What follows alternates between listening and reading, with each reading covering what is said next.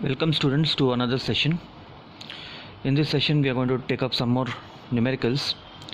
In a hypothetical Bohr hydrogen, the mass of electron is doubled. The energy E0 and the radius R0 of the first orbit will be. Four options are given. Here he is saying A0 is the Bohr radius. Now if you know the expression for radius and energy, this radius r is inversely proportional to the mass of the electron.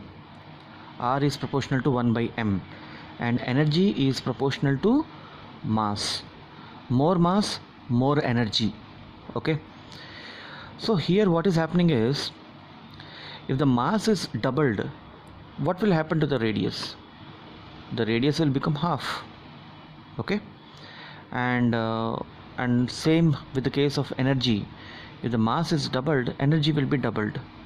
Okay, so for the Bohr's first orbit, the energy is minus 13.6 electron volts. This derivation I have done in the class. Alright, so when mass is doubled, what will be the energy? Energy will be 2 into 13.6 minus 27.2 electron volts, and the radius will be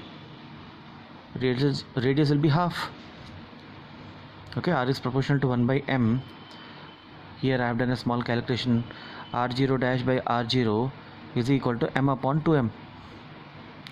So R0 is A0 here, so A0 dash will be A0 by 2. So option A is the correct answer. Let us move to the next one. The number of revolutions per second made by an electron in the first Bohr orbit of hydrogen atom is of the order. Okay, so he is asking you number of revolutions per second. So you have to find out frequency basically. So if you remember the Bohr postulate, we have discussed this point, that this angular momentum MBR is nothing but is a constant in a particular orbit, and it is given by nh by 2 pi. MVR is equal to nh by 2 pi.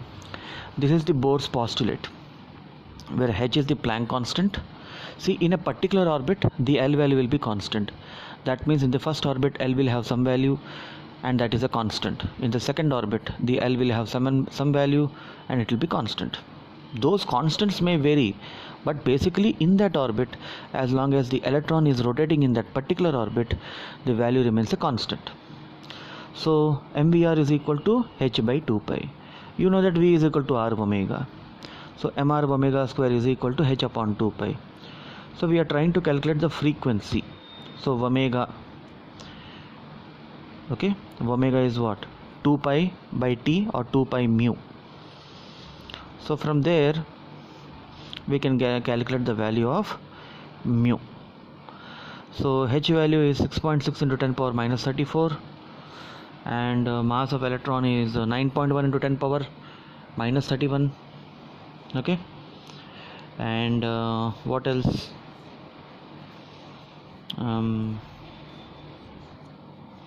H value we have taken. I think here a small, here it is mr omega square. No, this V is r omega into r, so it is mr square omega, not mr omega square. It is mr square omega. Just make this correction. Okay, and when you calculate the value of mu, just put all these constants. You will get 6.5 into 10 power 15 revolutions per second. So the answer is in the order of 10 power 15. So look at the options. Option D is the correct one. Consider an electron confined by electrical forces to move between two rigid walls separated by 1.09 into 10 power minus 9 meters, which is about 5 atomic diameters. The quantized energy value for the lowest stationary state is how much? So we have to find out the value of energy here. So there is a formation of stationary wave as shown in the diagram. if you remember that nodes antinodes concept, so the nodes will be formed at the boundaries, and the gap between the nodes is given by lambda by 2. So the gap is given, lambda by 2 is equal to this gap, so lambda will be 2 times 10 power minus 9 meters. Now in the case of a stationary wave, you can find the value of wavelength as lambda is equal to h upon root over 2 me. Now here this beam of electrons, so mass of electron we have to take, and E is the energy of the stationary wave. Okay, so from here you have to calculate the value of E. If you put the value of all these constants, you will, h is 6.6 into 10 power minus 34, the mass of electron is 9.1 into 10 power minus 31, and lambda value you have just calculated is 2 into 10 power minus 9. So you get the value of energy as 6 into 10 power minus 20 joules. Just do the calculation. Look at the options. Option B is the correct answer. A neutron with velocity v strikes a stationary deuterium atom. The kinetic energy changes by a factor. Okay, so 4 options are given here. It's an interesting question. See, a neutron is there, it is moving with some speed v, and d means deuterium. It is hitting, initially deuterium at rest. So after hitting, let us say the neutron attains v1 velocity, and deuterium, what is deuterium? How much will be the mass? Deuterium is 1h2, so it will have 1 proton and 1 neutron, so it is having a mass of 2m. Let us say it is moving with velocity v2, so it is an elastic collision. So in elastic collision you can say the momentum is conserved and energy is conserved, kinetic energy. So you can write mv is equal to m1 v1 plus m2 v2. mv is the initial momentum of the system, and right hand side is the final momentum of the system. So from there you get an equation. So if you apply the conservation of kinetic energy, initial kinetic energy is equal to final kinetic energy. So initial kinetic energy was half mv square, and final kinetic energy was half m1 v1 square. Here m1 is m and m2 is 2m. So the second kinetic energy is half into 2m into v2 square. If you frame the equation, you get the second equation as shown.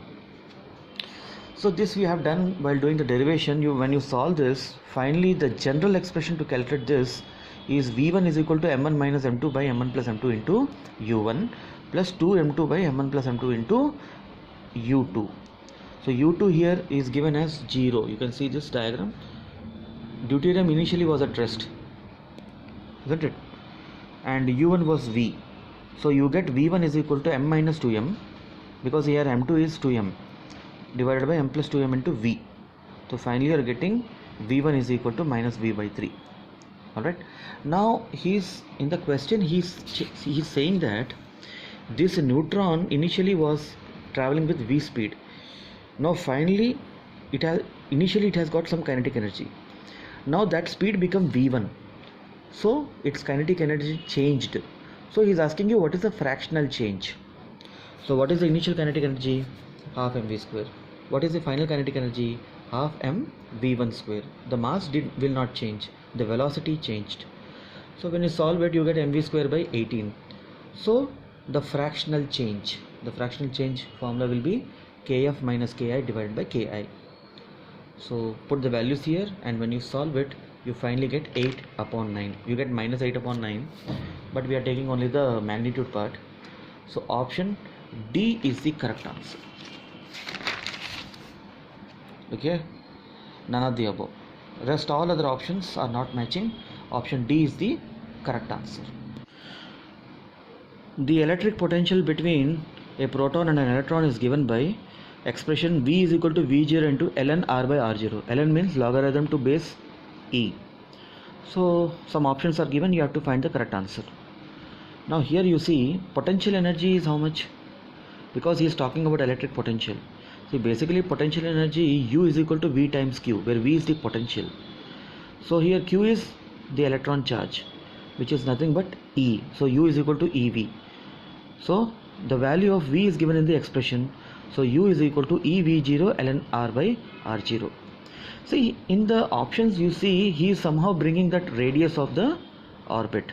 So you have to think you have to get the value of the force.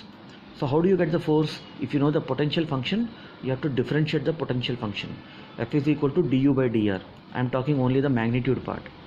So when you do the derivation, so ln r by r0 will be ln r minus ln r0. See, r0 is constant but r is varying.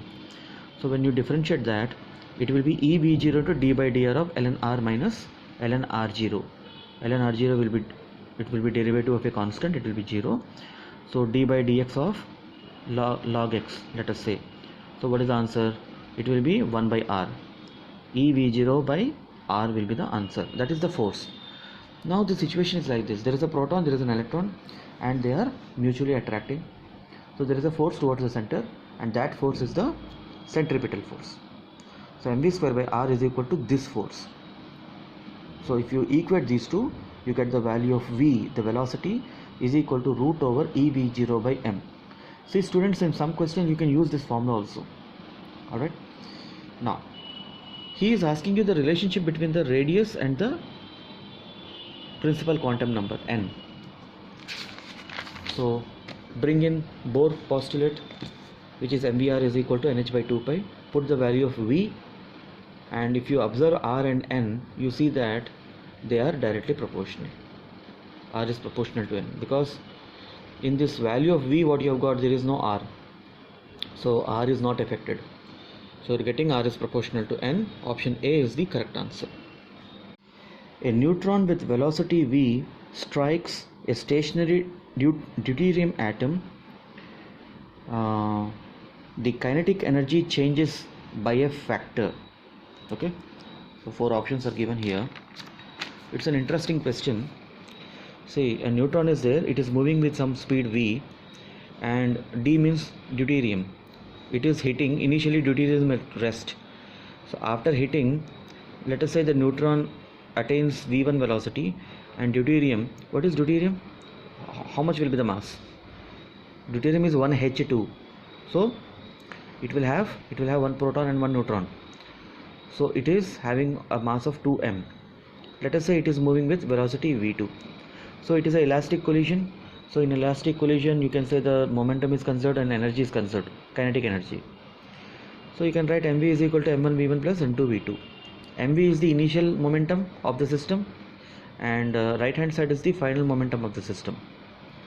So from there you get an equation. So if you apply the conservation of kinetic energy, initial kinetic energy is equal to final kinetic energy. So initial kinetic energy was half mv square, and final kinetic energy was half m1 m1 v1 square. Here m1 is m and m2 is 2m. So the second kinetic energy is half into 2m into v2 square. If you frame the equation, you get the second equation as shown. So this we have done while doing the derivation. When you solve this, finally the general expression to calculate this is v1 is equal to m1 minus m2 by m1 plus m2 into u1 plus 2m2 by m1 plus m2 into u2. So u2 here is given as 0. You can see this diagram. Deuterium initially was at rest, isn't it? And u1 was v. So you get v1 is equal to m minus 2m, because here m2 is 2m divided by m plus 2m into v.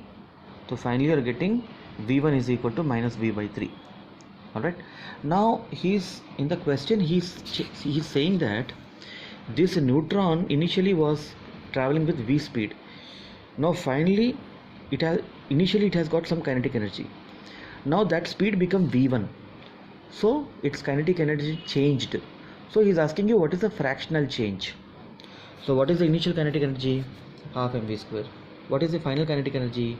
Half m v1 square. The mass will not change. The velocity changed. So when you solve it, you get mv square by 18.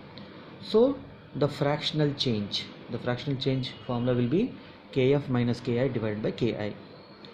So put the values here, and when you solve it, you finally get 8 upon 9. You get minus 8 upon 9, but we are taking only the magnitude part. So option D is the correct answer. Okay, none of the above. Rest all other options are not matching. Option D is the correct answer. If the atom Fm257 fermium, I think Fm means fermium, follows the Bohr model, and the radius of Fm is n times the Bohr radius. Then find the value of n. So it is like this. See, what is the general expression for Rn? It is m square by z into 0.53 into 0.53 angstroms. Angstrom is the unit of distance. 1 angstrom is equal to 10 power minus 10 meters. So this is the general expression, and 0.53 angstrom is the Bohr's radius. Hydrogen atom, which is a proton, it is single atom, it is the simplest atom available. Okay, we express the radius of other nucleus in terms of Bohr's radius. Okay, and here in the question, Rn is equal to n times 0.53. That is what is given in the question. So if you compare these two, you get m square by z is equal to n. What is z? Atomic number. Atomic number is 100. We have to find out the number of orbits now. See, these orbits are in this order, 2, 18, 2, 8, 18, 32, 50, like that. Basically, they follow the 2n square rule. Put n is equal to 1, 2 into 1 square, 2 into 2 square, 2 into 3 square. So here you have 100 electrons, because 100 protons are there, 100 electrons are there. So if you see here, 2 plus 8 is 10, 10 plus 18 is 28, 28 plus 32 is 60. The number of electrons are 100. So it is in the 5th orbit. See, the value of m will be 5. So n is equal to m square by z, 5 square by 100, which is equal to 1 upon 4. So the correct answer is option D. The sun radiates energy in all directions. The average radiation recovered on Earth surface from the sun is 1.4 kilowatt per meter square. The average Earth sun distance is 1.5 to 10 power 11 meters. The mass lost by the sun. See, energy is produced means some mass has to be lost. So if you understand with the help of a diagram, this is the sun, it is radiating energy, left hand side is the earth. So the distance between them is 1.5 to 10 power 11. So it is like sun is spherical, so energy will be emitted in all direction. Imagine a spherical ball, okay, of radius 1.5 to 10 power 11. So basically it is like this. What is the radiated energy? 1.4 kilowatt per meter square. Watt means joules per second. So it is 1.4 kilojoules per second. One day has 86,400 seconds. So we will convert that into day. You get 1 divided by 86,400 day meter square. So make the calculation, you get 1,20,960 kilojoule per day meter square. Now this is the radiated energy per day. Alright, you see here it is per meter square. So what you are supposed to do to find the total energy, you have to multiply with the area. You know that E is equal to mc square. Here we are trying to find out that mass. See, this much energy is radiated, so how much mass is lost? So m is equal to E by c square. So here in the numerator, E is total energy. So how do you get the total energy? 1,20,960 has to be multiplied with the total area. So it is sphere, so you have to take the surface area of the sphere, 4 pi r square. R will be 1.5 to 10 power 11. Okay, so when you make the calculation, you get 3.8 into 10 power 14 kgs. So this much amount of mass that is lost to create that much energy every day.